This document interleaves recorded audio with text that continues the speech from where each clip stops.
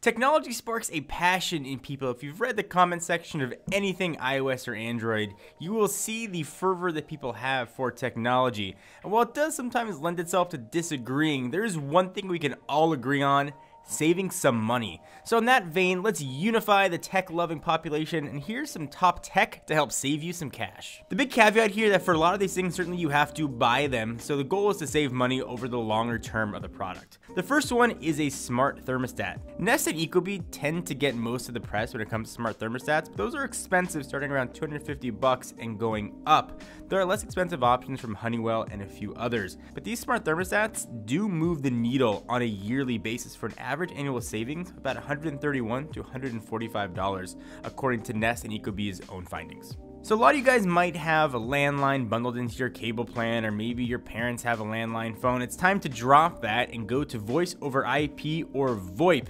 It is an incredibly less expensive option that gives you almost the same features, if not more, than most standard landlines. There's a lot of options, things like Ooma, and there's also lower cost options like magicJack. This next one's gonna seem kind of obvious, but I was shocked how many people are still stuck in a contract. It's an unlocked smartphone. Most of the major carriers now offer a plan where you can pay your phone off over time, but you are still paying interest on that device. If you can afford to buy a phone outright, buy an unlocked phone so you're not gonna be stuck in any 2-year contracts, you're not stuck in payment plans, and you have the freedom and flexibility to move carriers if you choose.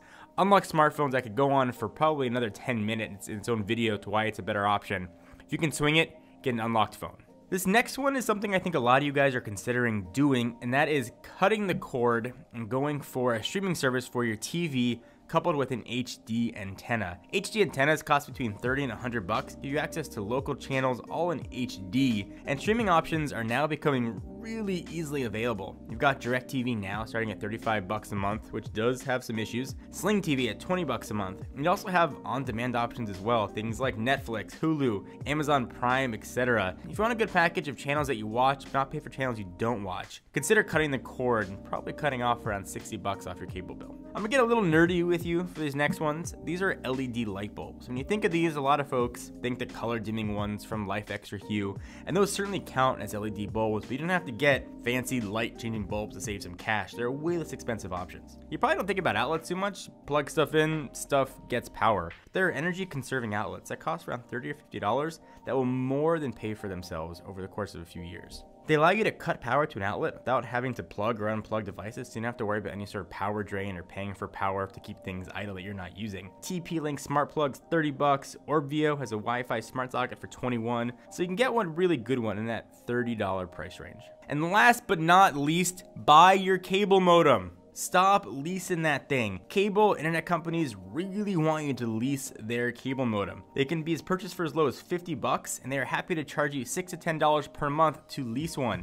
Stop it.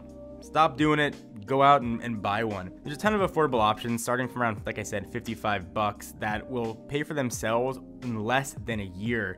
Netgear's got some.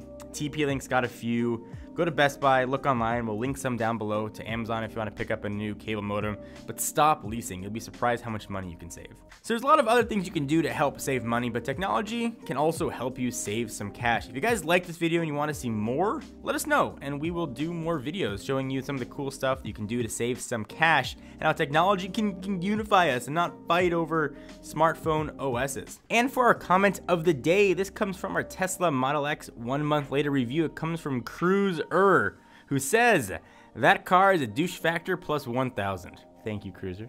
I appreciate it. If you want to be in an upcoming comment of the day, it's pretty obvious. Just leave a comment down below and say something funny or witty, or in case of this guy making fun of me. And perhaps we will feature you, and we'll link to you guys down below as well. Get some more subscribers. Give the video a thumbs up. We appreciate it. Until next time, I will see you guys in the next video.